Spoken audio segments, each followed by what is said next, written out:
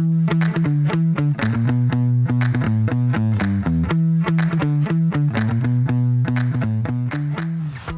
everyone, I'm Wendy Liebmann. I'm the CEO and Chief Shopper at WSL Strategic Retail, and this is Future Shop.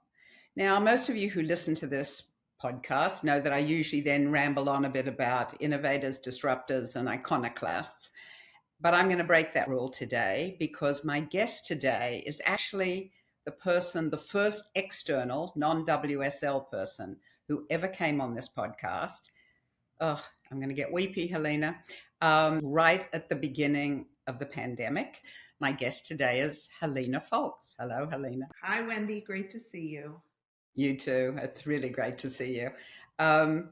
To this day, it is the most downloaded podcast in 3-4 years. Most of you will probably know CVS Pharmacy, where she was and her last gig there, the president of CVS Pharmacy, and was responsible for many things, including getting out of cigarettes, getting out of tobacco, a lot of the social and community initiatives beyond all the healthcare, very involved in extra care. So many of you will know her from that life. She then went to the luxury retail space at Hudson, the Hudson's Bay Company, owners of Saks and Hudson's Bay out of Canada and other global retailers, where she reorganized to take it private with great success.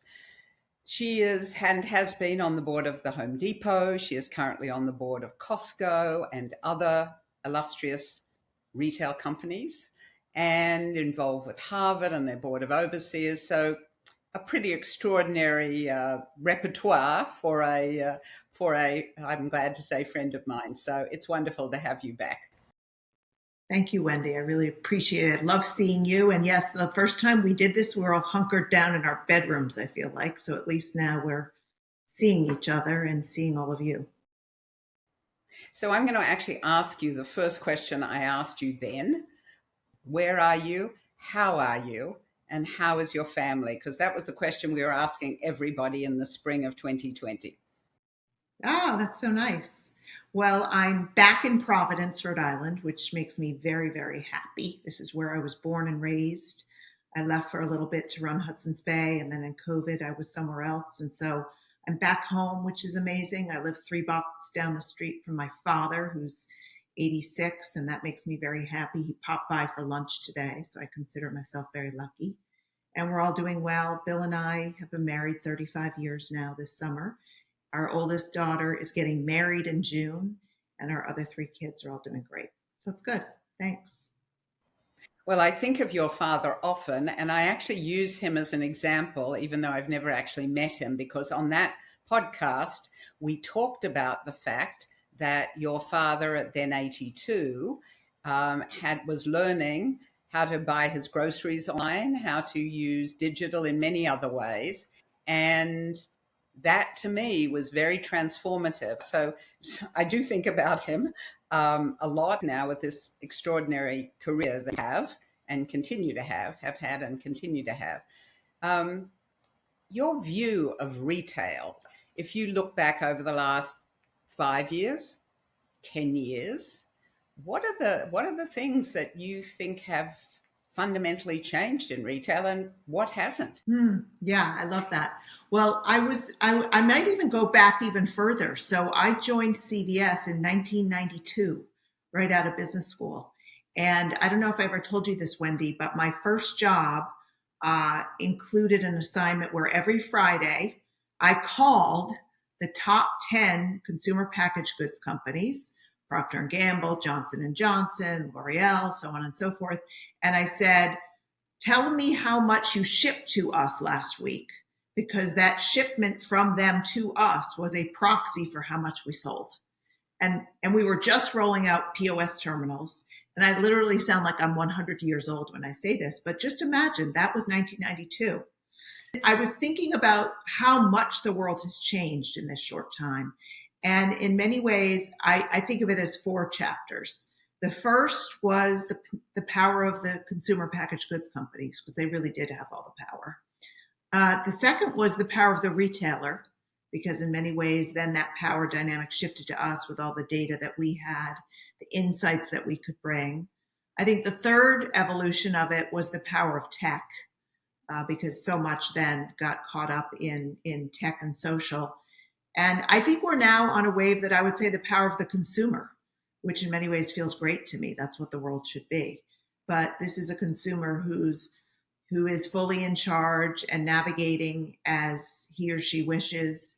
And but I think all of it still feels in many ways like the rate of change is faster than ever. And just when you start to think you know what you're doing, it changes again. Honestly, that's why I always loved retail. But it's an exciting time, I think, to be in the business. Yeah, it's so interesting because that reminds me of conversations you and I would have, which was very much about being in the shopper's shoes. And of course, our passion, as you know, is always about following the shopper. And I absolutely agree on that one. You know, with everything that's happened to the consumer as shopper, even now increasingly the patient, you know, that need to or determination to take control of what they can in their lives. I think that's become a really powerful mantra for all of us to pay attention to as we move forward. I was thinking when you were talking about you would call the big CPGs, I was thinking about that's a great way to end every week. What's going on? Tell me what's going on, because as you talk about shipping, right, you also get to know what's going on in the companies, which is really an interesting way to stay connected. That's interesting. I've been reading a political book right now, and I read a little section about Tip O'Neill, very famous Speaker of the U.S. House. And he used to start calling his staff at 6 a.m, and he would say to them, "What are you hearing?" And I love that because it's really like, okay, you're close to the action. Tell me what's going on. We're all looking for that because that's ultimately how we serve people more effectively. So when you think about COVID, and there we are 4 years ago in the midst of it, is it as big a disruptor as we thought it was? What have we already forgotten in all of that? At the moment, I think we all felt like maybe retail's dead. And I mean, at the moment, the grocery stores were important and certain retailers were doing well. Home Depot, anything related to your home was a great place to be.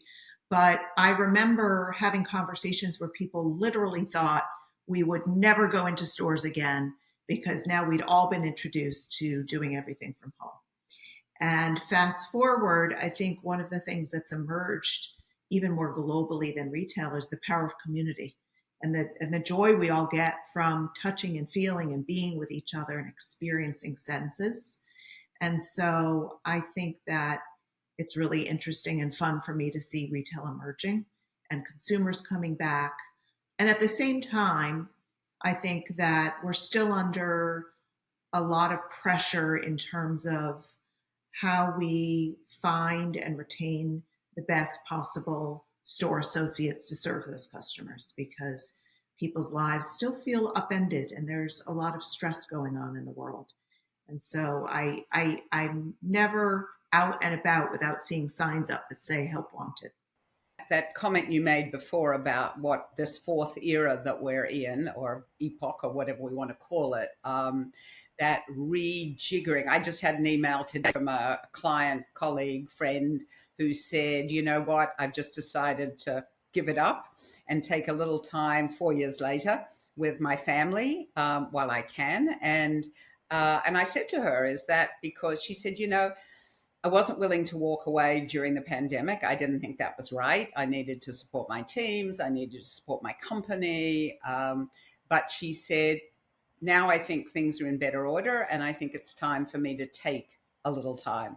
So I thought that was really interesting because as I think about that 4 years and measure it or listen again to our podcast 4 years ago, it really strikes me as, you know, so much, we've gone through so much and it looks like it's a normal day out there, but so much has changed underneath all that and the way people are feeling and shopping.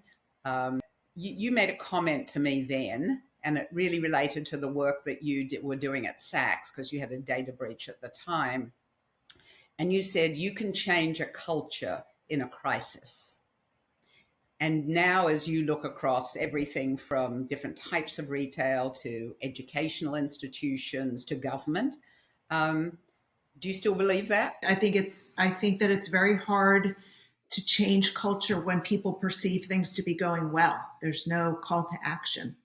And um, and I always, when I'm mentoring young people, I always talk about the fact that my personal periods of greatest learning and growth were in my hardest moments. That's when you really learn about yourself, about your team. And I think because of that, that forced pressure, it's a huge opportunity at that moment for leaders to really re-examine where they're going and rethink their culture. And in everything I've ever done, I think my biggest learning is the power of culture. You know, you mentioned cigarettes before, and people will often ask me, so what did you learn from? I learned so many things from that experience, but probably the biggest unexpected element of that was that our organization realized it could take risks and come out on the other side. We'd been pretty safe up until then. And we had taken a big risk and it had worked. I do think about that a lot because I think about that moment, not just talking to you, and I'm going to do what I did then. It was the best of times, it was the worst of times, right? And requote Dickens, which upset me terribly when I said it twice at that moment and still do. But it is that ability, I think, to stay engaged with our organizations, and that you talked a lot then about the agility, the speed to react, the speed to respond.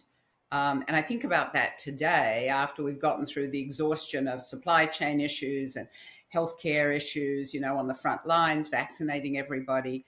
And yet we still have these, as you said, hard to find people who want to stay with us, be with us. How do we build organizations in that? So I think about that. And I think about a lot in your board work at Costco, not to put you on the spot, but that's certainly an organization that seems to take incredibly good care of its people and has built an amazing culture around that. Is that, are there others that you see in that space who have done that? Yeah, I'll pause for a moment on Costco. It's the reason that I was so excited to join the board, and it reminded me in many ways of my early days at CVS, in the sense that the founder spirit was still very much present. The new CEO, who just became CEO a couple months ago, started 40 years ago as a forklift driver. I mean, how amazing is that he is now sitting at the top of this organization? But there's a humbleness, there's a desire to give every penny back to the consumer to the extent we can to drive long-term loyalty, and a real belief that our associates are our power. And so making sure that we're an attractive place to come work, but mostly to stay, is really important. And I do think other retailers and other companies do it. I think Home Depot does an amazing job at that. And I think that Harry's is a company I'm on the board of, the razor company. And I look at the spirit of those two founders and the culture that they're building. So I think there are amazing examples. I also think that one of the elements of post-COVID that we're all navigating is this work from home environment, where we have the gift of flexibility and freedom, and yet we've lost some of that connectedness and the opportunity to mentor young people. And I'm still trying to figure that out as I work with various companies. I think that's really true. I mean, I see that with our diverse client base, and I laugh because our mutual friend, Norm DeGrev, who has gone off to be CMO at General Motors, I remember at one point at CVS him saying, well, we're going to have pizza Wednesdays because that will get people back into the office. I said, they're coming back for a pizza? And he said, well, it is Rhode Island, you know. And I'm like, oh, okay. But I mean, that ability to connect with people and engage and talk over the proverbial pizza or water cooler, I think you're right. That is still very much unfinished business as we move forward.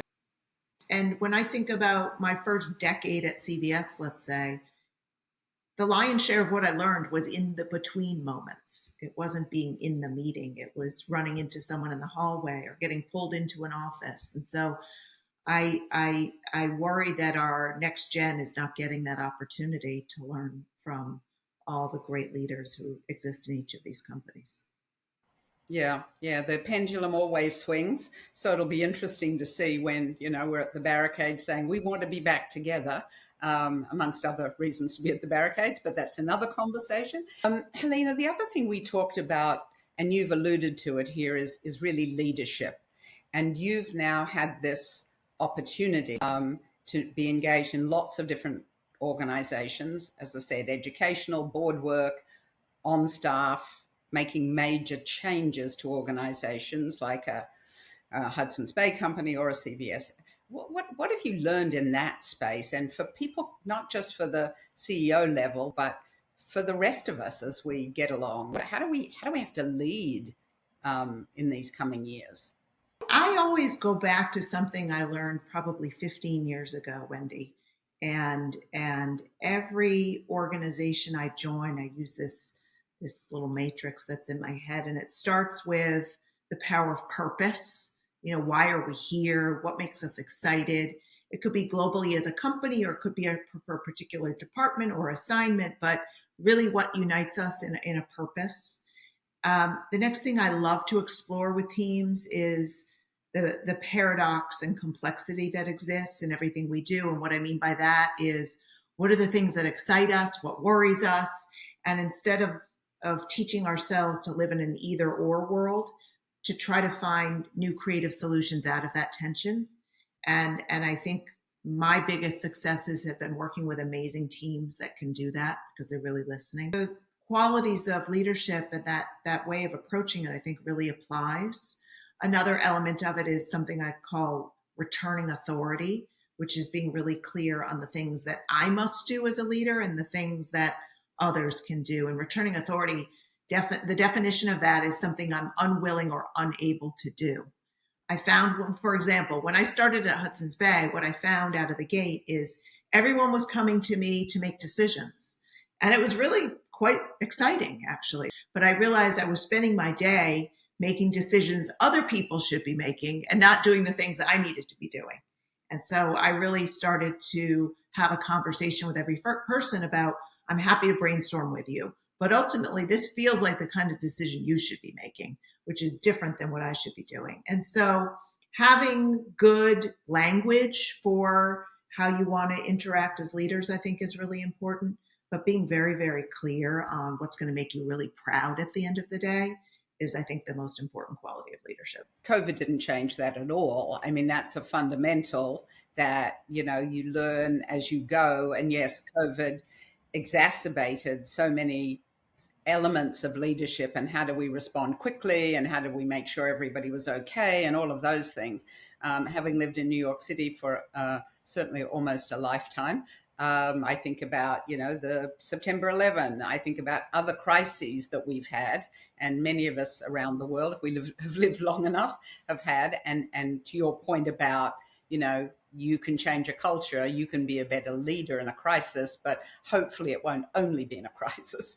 So the other thing I think about is winners and losers in the retail space. I think of industries. I think of healthcare, which you've had a lot of expertise. How do you think about healthcare moving forward, and that industry at large, whether it's retail or other areas? I mean, the thing that to me in the last decade's been the most exciting element of healthcare is the consumerization of healthcare. The fact that,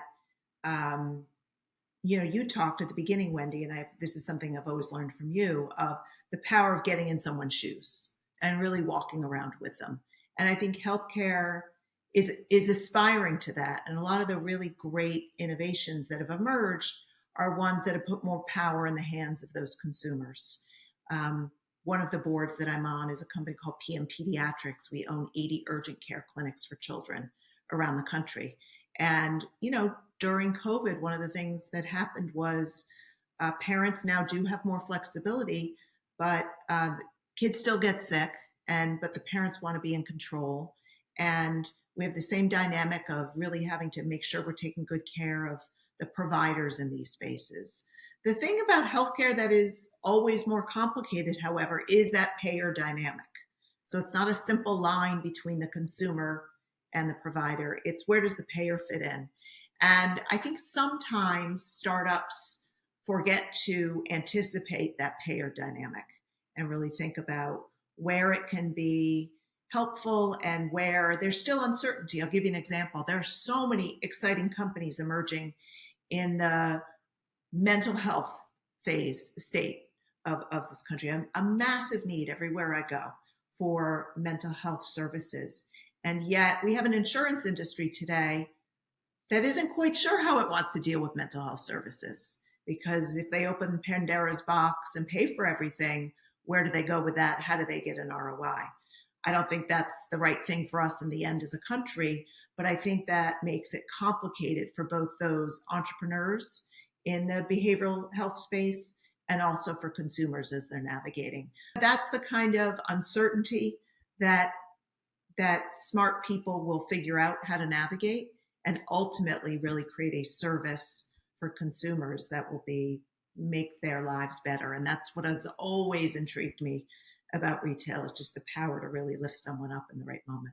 It's interesting you say that too, because we've gotten more and more involved in women's wellness and that space. And one of, as you know, in June 6th, we have a symposium in New York City where we're talking about the future of health and from a consumer point of view, from a shopper, what do shoppers really want. And one of the speakers is somebody that we've gotten to know pretty well, company called Her MD, which is founded by two sisters, and one is an OBGYN. And one of the things they've learned along the way as they open up women's wellness clinics and built that out is the challenges of dealing with the medical and health system and the payer system. And I've just watched that through their eyes as they're growing this extraordinary business. And you think it should be simple, right? I could just walk down that aisle in CVS and buy whatever I need. But the truth is, when I need care, it's not quite so simple. I mean, even just still look at the core pharmacy space. There have been so many disruptors, and you'll read stories about them and say, oh, Mark Cuban's company, that makes so much sense, or whoever it is. And yet, as a consumer, when you try to use some of those services, you realize, oh, they're experiencing that same pain point of the insurer as the ultimate disruptor in the middle of the system. And that never feels right as a consumer, but you do need a champion for the consumer too in that sector. Yeah, the time the pharmacist has to spend on the phone or on the computer trying to figure out if you're covered or not is quite extraordinary. You've also lived in the luxury space. And as you look around at that point, you said 3-4 years ago, you said, I think there should just be one luxury retailer. What's your view on luxury retail now, whether it's fashion or beauty or anything else in the luxury space? Yeah, I think that luxury is going through a hard moment right now. A lot of the big brands are really eager to go direct to consumer and not use those retailers as an intermediary. The big box luxury retailers have struggled, I think, to find their point of differentiation. And so I still do think there will be only one big luxury retailer. But I will also say, I just had an experience this weekend going in a Saks men's store in Beverly Hills, and I had an outstanding experience. I had a salesperson who was so passionate about his job, loved his job, loved making my family member feel really handsome for a big event that's coming up. And it was a reminder that these are people who are making the difference every day. And, so supporting them and finding ways to keep developing them is exciting. But I think that's a sector that is going to still really evolve pretty dramatically in the next 5 years, because there's a shakeout coming and I just don't know what it will look like. In beauty, I think it's interesting. In the luxury beauty, I think it's also really interesting. I mean, I think beauty has evolved a lot, and I love going into, masstige kind of beauty stores I look at, CBS alum Mally Bernstein, who's running now Blue Mercury, and I think they're doing really interesting things. I had a personal experience this winter where I really needed some help, and I had incredible service in a Blue Mercury store, and that made me buy much more than I intended to when I walked in. And the investment they're making in online and connecting online with physical.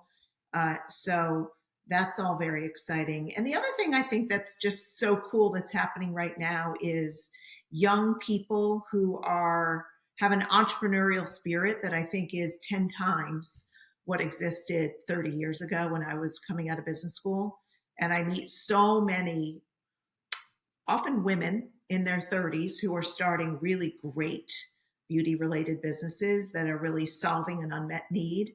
And they have a lot of opportunities, whether they decide to go direct to consumer or through retail. So that's why I think all of this is more uncertain than ever, but very exciting. Yeah, it reminds me of, growing up in Australia, and really the way to get ahead as a young woman was really to do it yourself, to start your own business, because the patriarchy, excuse me for being political, but I will as always, the patriarchy was just like, whatever. So that was, let's put on a show, let's get started. So I find that really exciting. And so many businesses, health, beauty, food and beverage, fashion, home, so many things which are exciting. Did I mention that in the beginning, that Helena had run a year ago for governor of Rhode Island? Well, how did retail set you up for that? What did you learn out of that experience? It was an amazing experience. I loved it. And actually what I've said to many people since then is that it wasn't my first time of not winning or not getting what I wanted. And I think all those other experiences made me stronger and made me realize, and this is for me a very important lesson, that sometimes you go for something and you don't get what you want, but what you find is that another door opens. And it's an unexpected door, but a door you feel very grateful for. And that's really what my experience has been. I actually won on election day, but I had lost the early voting. So in total, I ended up losing by 3,300 votes. And the thing that I learned, which is really not so inconsistent with everything I learned at retail, is the power of listening. The power of listening to the folks that you want to serve. I always got my best ideas when I was at CVS, going to the front line, watching pharmacy techs, talking to pharmacists, talking to store associates about the work that we were creating for them from corporate and what we could do to serve them better. And I found that I really started hitting my stride in my race for election when I was able to get out of my COVID screen and get in front of people and listen, and they made me better. So it was a very exciting experience. And for me, it has really forced me to think about the impact that I want to have in this next chapter of my life and how I can do more to help the people of Rhode Island. And I think that goes back a lot to what you do, even as a leader. It talks about, the purpose, the culture you can bring, where you can have an impact, how do you bring people together? And I think that's why I was curious. It sounded very familiar when you started talking about, your approach to retail. And I thought, well, that sounds like maybe that's how you'd take that into another field. It is retail politics, right? It's what you say. It's shaking hands and knocking on doors and saying hello to babies and all of those things, which is, it's the personal things that I think we, when we got locked away, we had to remember about all of those, the power of the person and the walking in people's shoes, which make it so extraordinary, whatever business we're in. So, greatest sense of satisfaction in the retail roles you've had to date? What do you see as your greatest achievement, and what should we be all thinking about next?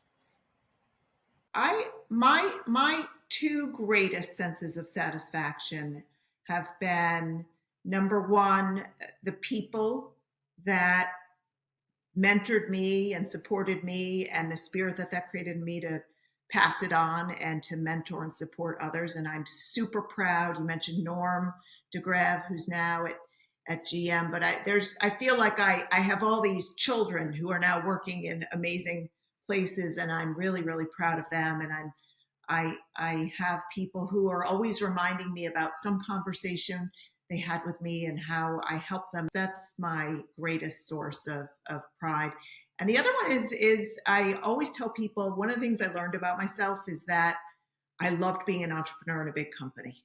And for me, it was all always about consumer innovation, and the thing you and I would spend time on, Wendy, really watching and listening, and then figuring out what you could do to serve customers more effectively. And so those two things, people leadership and consumer innovation, are enduring qualities. I can't imagine we'll be doing this podcast in 4 years and they won't matter. It's just exciting to see how they come to life.